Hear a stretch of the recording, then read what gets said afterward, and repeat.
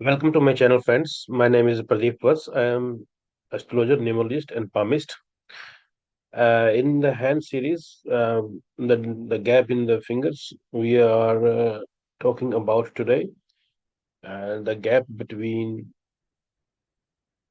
two fingers, like thumb and index finger, index and Saturn finger and sun finger and Mercury finger. So we started now. Don't waste our much time. Now, as you can see on your screen, I already put the picture, the thumb and index finger. This is your thumb, and this is your index finger, the Jupiter finger, and this is the large angle. As you can see, I marked the arrows, the large angle here. What does it show? How open our interactive style is, how willing we are to meet and mix with others, how we will meet our challenges along our worldly life path.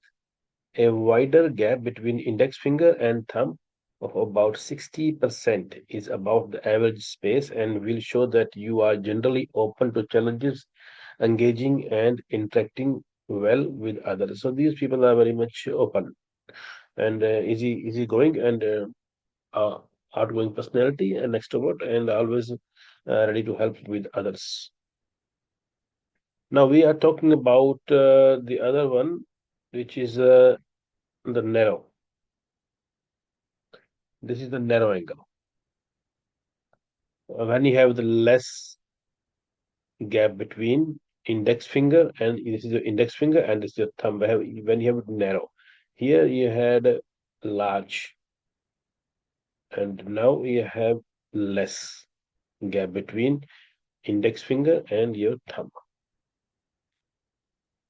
If you have a narrow angle, let's say it's look like 45 degrees or less, okay, you may be less likely to want to be interactive and up for life challenges. Such an angle indicates that you may close down opportunities to interact. For example, you may exhibit some shyness and reticence to approach social situations with others in an easygoing manner. You may also be guarded, shy, away from direct challenges, and remain careful about whom you may keenly share and open up to. These people are not very much open with others. They're very shy, introvert kind of people. They don't disclose whatever going in their mind. They are not very much helpful. So be careful when you're dealing with such a person. Now we are talking about this kind of gap. See, this is your index finger. This is your thumb, and it's a huge angle, as you can see. Okay, so what about this gap? Now, what about those people with more extreme angles of between index finger and thumb? About 90% or more. This is first we talked about the 60%. Let's go back. That's a 60%. Okay, this is 90% actually. Here is 60%, and this is a 45%. Now we are talking about more than 90%. Okay, so what happens when you have more than 90% gap between index finger and your thumb? Well, you people are going to be out, out there, often quite daring and generally into the physical aspects of life in a big, lively way. Compared to those with the closer gap, as we discussed before, you will likely be the life and soul of any party, social interactions. You will most likely enjoy the physical rough and tumble pursuits in life. Suppose you do have a large gap here, naturally and without forcing it.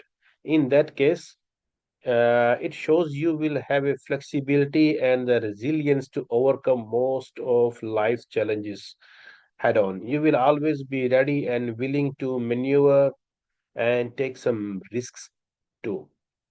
You even enjoy a very physical, sporty hobby or go rock climbing and hang off rocks like this, or be the only one to challenge your boss directly. So they are the very different than the other one. But the problem is that with this hyperflexive thumb, they don't have stability. They don't stable. You can't, if they say you, I will be coming tomorrow to help you, there's very less chances that he will be turned up. So be careful, and they are not the good employees also. They change their workplace very often, very quickly, very fast.